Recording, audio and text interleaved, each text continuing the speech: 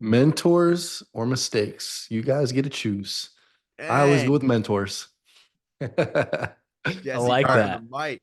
let's move into the house itself. And this, I love talking about this, which let's talk about furnishing tips. How much should the house cost in general? I know obviously it depends. We won't talk too much about rehab because we kind of talked about that during the buy box section.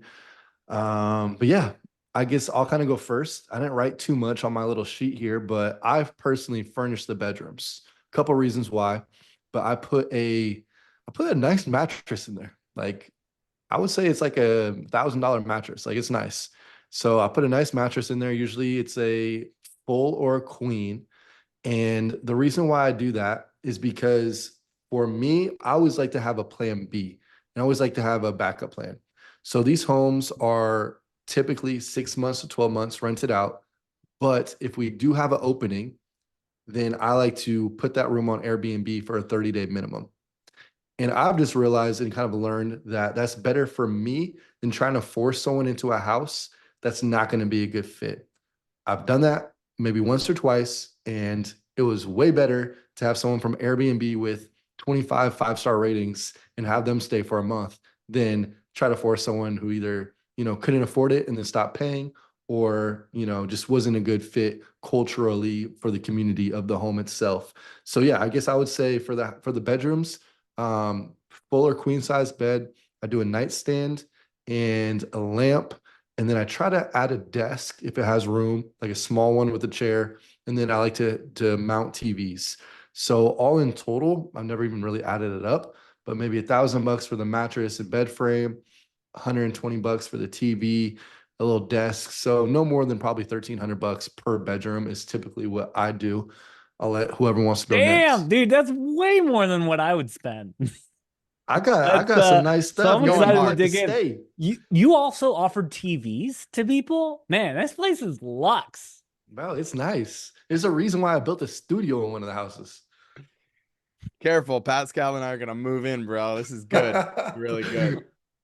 You've also got like pools at your homes too, right? No, At we least, we we kind of nice out here, a little bougie every once in a while. Oh no, to me, I would absolutely, that's against my buy box because Yeah, I want, the pool is an extra thing you need to maintain. Like true. like if I had a pool, I ripped it out. Like, so it's Well, interesting. Yeah, different let me talk demographic about too. that.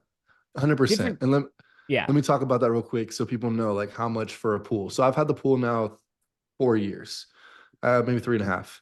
so Um, pump should be going out anytime.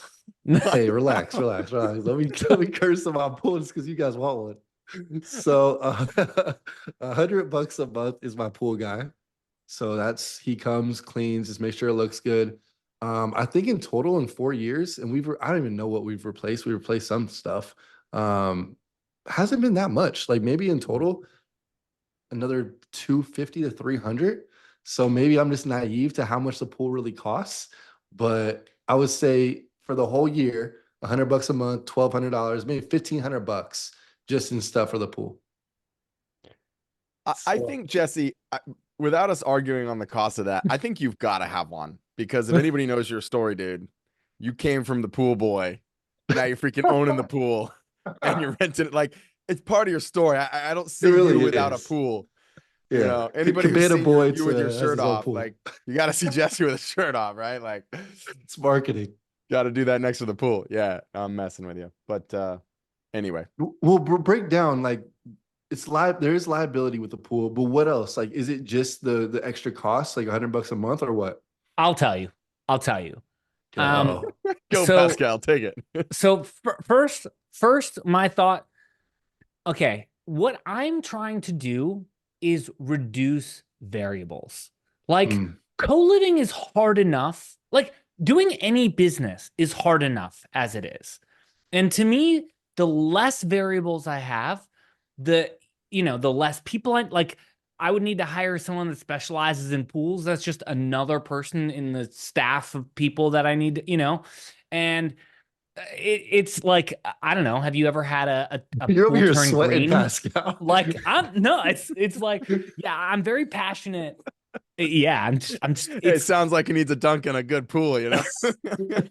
It sounds like you need I've had a pools turn ice green. plunge. Okay. Ah, I don't need, I don't I, need pools. I almost bought a co-living home with a pool in it. Actually, it was from Jason. Jason was selling one of his with a pool.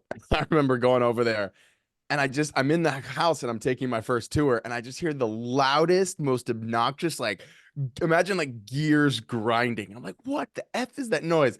And I go out, it's the pool pump, just like, Tell me it's "Grr." Knickerbocker. It was probably Knickerbocker. That was the That's one. the one I owned with Jason. And I ended up, that's when I learned no pools. Okay.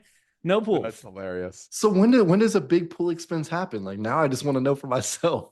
Dude, just have a pump go out. All right. Sorry, guys. I'm about to shut. If you're watching this, you live one of my homes because it's Sam and Pascal. We're taking the pool out. Growth Okay. house. Okay. Yeah, Growth House becomes a skater community. Just turn all the pools into like a little mini half pipe or something. So what we do have, I guess this is another thing that you guys both hate, but the HOA does provide a community pool. So a lot of my people go. Frankly, I like that better. If you can get by Yeah. the HOA, let the HOA take care of it. I think that's I'm for that. I'm fine with that. Oh man. That's Um, funny. I can show one of my homes, which is this here. Um, And then remember, if you're listening, I've been doing this, 3.5 years, but these guys are the OGs. So anything I say, lean more into what they say. don't no. You shouldn't diminish your credit here. I mean, even being 3 years in and doing what you're doing, you're in the game, right? And You're it all crushing comes it. down to personal preference, right? Mhm. I've learned a lot. I have a friend, his name's Philip Schwarzbach. He has homes in Sacramento and he targets a totally different demographic than I target. Um, and I'm targeting people who make less than 40, 50K a year. Mhm. And so, you know, having a pool is just like not even on their radar, For them, it really matters.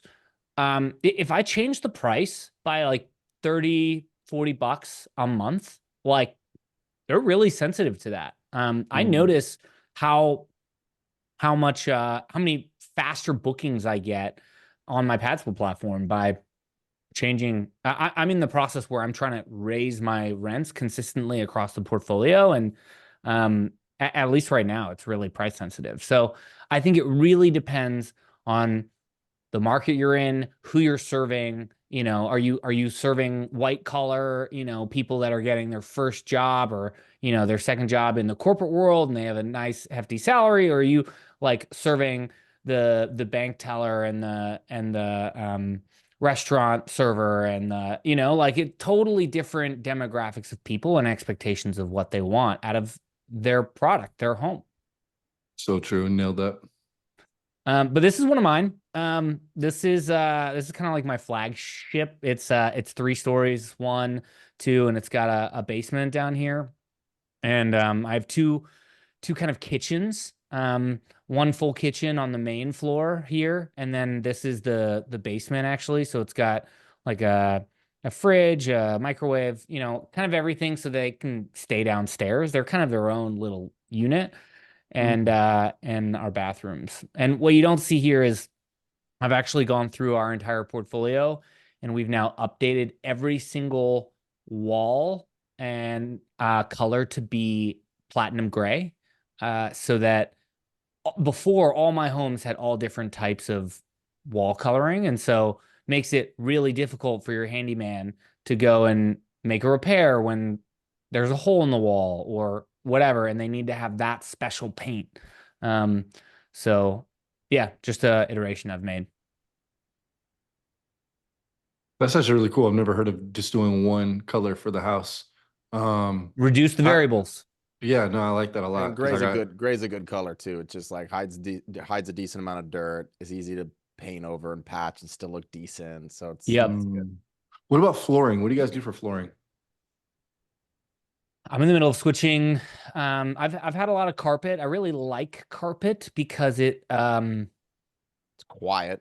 it's quiet. It absorbs a lot of sound, and as you have more people, I mean, it just absorbs a lot of sound.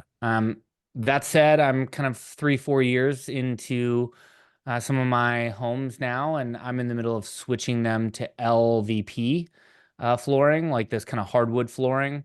Mm-hmm.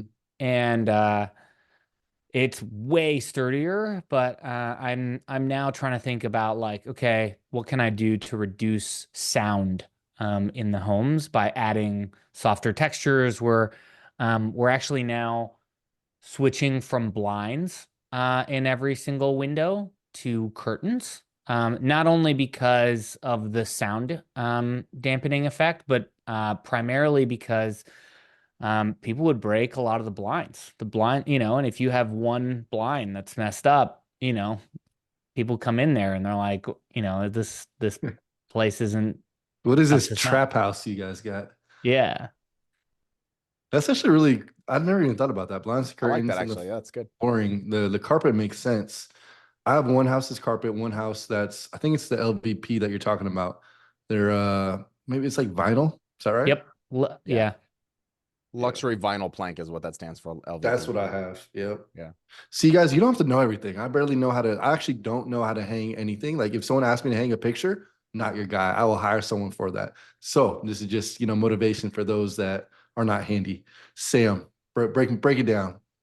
Yeah, man. And let me just throw like a random kind of little thing in here for anybody listening to this. It's so cool because this space has evolved. Like some of this stuff that even Pascal's saying, like it was like some of this was different a year ago or 2 years ago and how we do this. So it's really cool because I was like, we're all taking notes here, right? Like we're all Yeah, learning. literally. We're learning. I'm like, I like the blinds to curtains thing. That's really cool, actually. It's really cool. That's the power of like being involved and like listening to stuff like this, and it doesn't stay stagnant. Like it could be different as we like learn more and we bring our minds together, which is really cool. So yeah, I can share a house. So couple big like philosophical changes. I think it starts with your mindset. So I had a guy called me. I did a podcast episode on bigger pockets, and when that came out, this guy from Germany called me, and he said, Sam, you think this is like the newest, coolest thing in America, but he's like, in Europe, we've been like living this way for decades. And he goes, the room in Europe is the new apartment. He kind of said that phrase to me. And it kind of stuck with me that like, and I thought, okay, America is not there yet. Like people don't think of the room as the same as an apartment, right? We think of that as a pretty significant downgrade actually right now. However, I do believe, and again, I think it's the kind of the bet we're placing is that it will be maybe in 3 years, maybe in 5 years, but inflation is going to continue. Obviously house prices and rents are going higher than, increasing a lot faster than wages. And so I think what we've got to realize is, so because of that, I take the approach of I want people to think of their room as their room, and I want them to stay for a long time. And we've been really successful with longer lengths of stays. And I don't think this is the only reason for this, but I think that one of the reasons is because we have an initial 12-month term when someone moves in. We got away from that a little bit, and now we're back to that. We tried to do the kind of the more shorter term pad split model. We just said, you know what? We want people to think of this as home. I don't want them to think of this as temporary something, right? If we make it beautiful enough. And again, all the other comments notwithstanding, I don't have pools at any of my homes or anything like that. I'm not talking that beautiful, Jesse. Sorry. But like if we make it classy enough, a great, clean, quiet, safe, affordable place to live, people want to stay here for a long time. Right. And so that's kind of my thought. And so I'll share. So we don't furnish the rooms. We did experiment with it a little bit, but I'll show a home. Here's the outside. That is not the real grass. I will say that that is my photo guy having some fun. This is a beautiful home though. Yeah. But it's a beautiful home. It's the same as Pascal's. It's 3 stories. You can see where we actually punched holes right here in this garage because that became the common space. And I'll show you the garage in a moment. It's really beautiful. Now we added this parking on right here. So this parking was not here. It does have street parking, but I wanted to have plenty of parking here for the home. It's a 10-room home. I think it was initially a 5. We made it a 10. Do people park behind each other at all? Yeah. Yeah. Like it works if there's like, say, one person here, if you can see where my mouse is, and then if there's a gap and then one person here. Like as long as it's not bumper to bumper, they can have enough room to get out is kind of how you have to do it. Got it. Yeah. Yeah. And so what we'll do is we'll even create like parking maps. We'll draw it out and say like room 1 parks here, room 2 parks here. And you can get that granular. We don't do that on all our homes, but if it becomes an issue, we will. But this isn't probably like a B+. This is actually a decent neighborhood. It's a nice neighborhood. And then we'll furnish the common areas. We'll put mail slots here. We did move. Again, this is one of those little things that like Pascal was saying of like blinds to curtains. we used to do these mail slots, and I thought it was the coolest thing. We did a mail spot per room.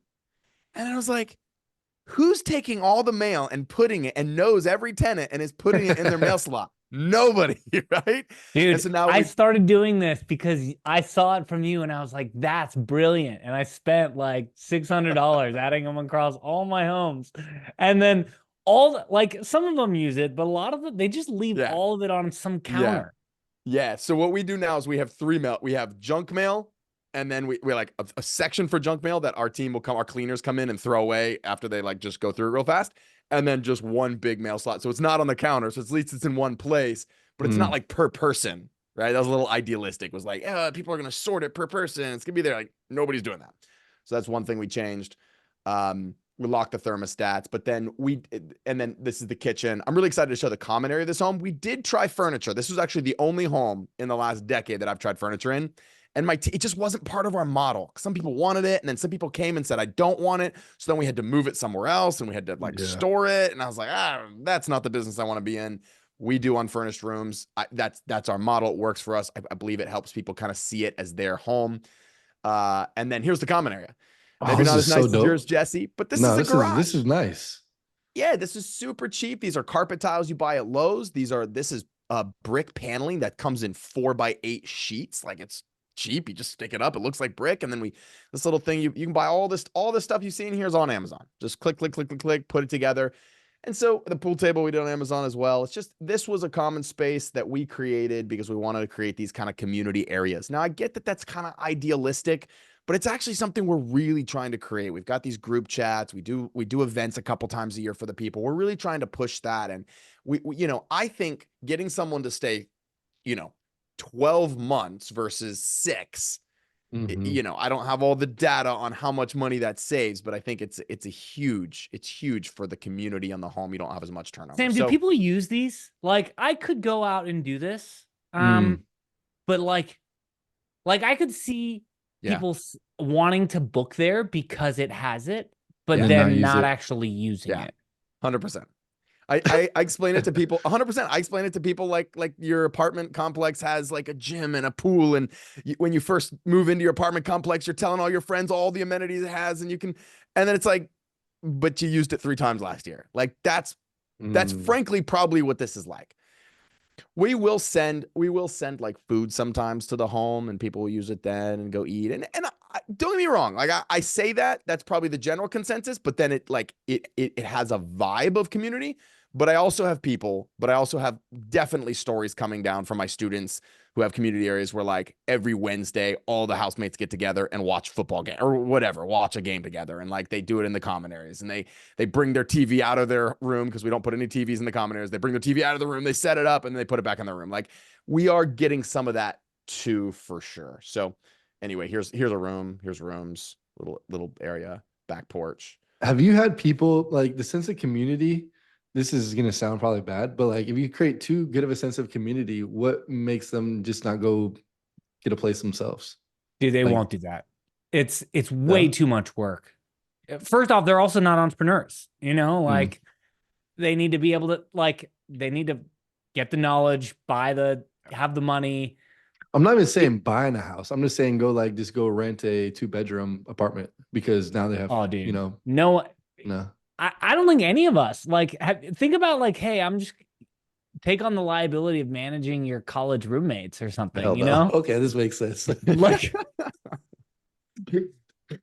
the question I'm asking myself as I'm watching you, Sam, is like, I love what you're doing there. And I think it's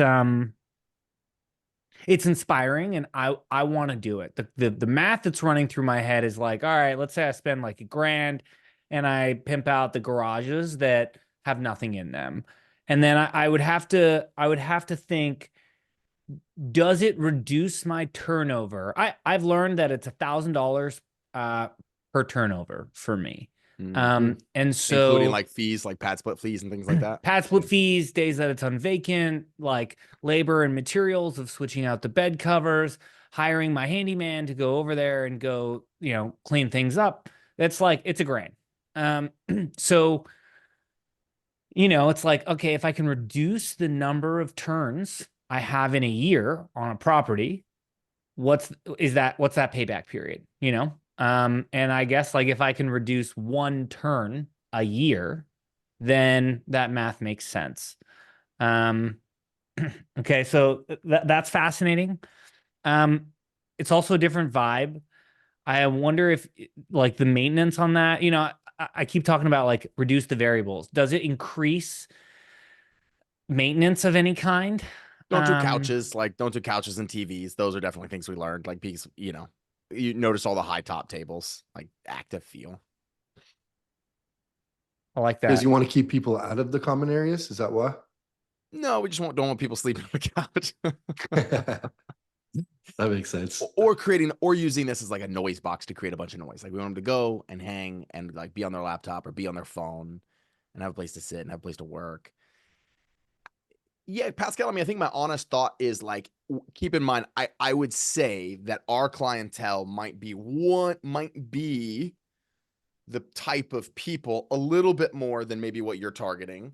That's just a little bit higher social economic, whatever the right term is there. I don't know what the PC term is, class or whatever. So I think maybe the people that are coming to our homes maybe looking for that a little bit more, potentially.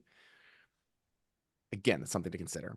Yeah, I've I've added like you know, cornhole sets and stuff like that, and Yeah. just find that like pieces go missing and like it's just not taken care of. Yeah. Yeah. And so it's like, you know, I only need to spend that once and have that happen once for me to be like, like they don't care like I would, you know? Do you guys facilitate community? I know, Sam, you said you sometimes send some food over. What we've done, for our just kind of business professional homes, I'm not talking the entrepreneur homes. It would be like, hey, I'm buying pizza. So I tell my house manager, here's $50, go buy a couple pizzas for the house or whatever. Yeah, we try to do something a couple times a year. We put them on a group chat. We just got done. Like I created scripts for my virtual assistants once a quarter to literally. And again, this is the vision that I have for it. I want to try to recreate my experience in these homes as much as possible. And we just got done literally calling every single member. And she just Mm. called them. She had a really cool script, was just like, I'm checking up on you. Is there anything you can do? And people were just like super grateful for the call. They gave some good feedback on their experience in the home. So we kind of used it as a survey to get data. And then like people were also like, like this maintenance thing or this. And so we kind of got some additional things from them as well. So we're starting to do that more. We do a couple of parties every year. Frankly, yeah, we've scaled so fast. It was a little, we're getting back to it. Frankly, we've kind of strayed away from it a little bit, but we're getting back to it. We're putting some of these systems back in place as we've grown now that we're at the scale that we're at. And so, yeah, it's something. I mean, look, here's the thing, like loneliness is a big problem. And I believe this can help solve that. I don't think you need to force people into community, but I think that there's something, and frankly, we could probably geek out about this for the next hour or 2 hours, which I know we're not going to, but like there's something that's important to these people that, yeah, I like this whole conversation of like, how do we reduce turnover? How do we keep people in these homes longer? How do we create a home that is nicer and better for them? And I think that's going to be an ongoing conversation in this space for a long time. I That I'm agree. excited about. I agree. I think the number one metric I'm optimizing for right now that I have the whole team thinking on is how do we reduce turnover? Um, and specifically like one thing that we've learned is that our house managers, for the house managers that have been there a while, um, or that the tenants that have been there a while that have elected to become a house manager, I actually think that that increases their tenant tenure because they feel a Leadership. sense of significance and a sense of pride. For And sure. that's something that Yeah. they would lose when they go anywhere else where they're just treated like a normal person. They have no sway over who's in the house or, you know. Um, and so I'm looking for those things to the one way to think about it is like how do you increase tenant tenure? The other way that I'm more narrowly thinking about the problem now is like how do I reduce the number of people who move out in the first 6 months? Hmm. Solid. What's your, because you're with Passport, so the minimum is, okay. So got it. My wheels are spinning. We're taking notes. If you're not taking notes here, listen to this. Like we have operators of hundreds of these bedrooms that are taking notes. So this is so good. What I want to do is That is good. actually We're like, you thought we came on here to like talk to other people. We're just like making this our mastermind session. This is this great. Hey, really is our well, mastermind. I would love to go down this rabbit hole for a minute. Sam, I have my property manager who, for everyone here, is in the Philippines. I pay her Yeah. $12.50 an hour, $12.50 a month, full time, and she's like, you know, she was a supervisor who supervised supervisors at like a call center, you know. Crazy. Super high end. Carlene, if you're watching this, you're awesome. She, she records all, so we do an additional screening call after pad split. Kind of they get accepted on pad split. We do another screening call in the 24 hours before they move in to verify that they're a good fit. We actually turn away 40% of people. And so that's been a huge thing. And I'm recording those calls and I'm able to like learn a lot from what that's happening. We're going to now start doing exit interviews. We do it in text form for the last 6 months, but I'm now going to start asking for us to do it in arrears on a call. But I would love to dig in a little bit deeper on the check-in call. I imagine, yeah, hey, how are you doing? You learn about maintenance tickets. Were there any like big insights that came out of that? Are you going to do that recurring moving forward? Yeah, we're gonna do it recurring every quarter, and and we'll tweak the script as we do it. Right now, the main goal was make them feel loved, make them feel special, get them on the group chat was another goal of the call, and then the other goal was to ask them for a referral. Of Interesting. like, who do you know that might be a good now again, to be totally honest, Pascal, I have not done like a full deep. I was in Africa for 3 weeks. I just got back. I have not, and she did it while I was gone. So I have not done a full like debrief on how all those conversations went, but they were completed. We added the date of the last contact in our sheet, and I was going to do it monthly, and I was like, that sounds like too much. So we're going to do it quarterly, and I'm excited about that moving forward. And I'm sure we'll just tweak and as we move forward. So that was the goal as of right now. Cool. What Cool. was And I that would group say chat? Oh, go ahead.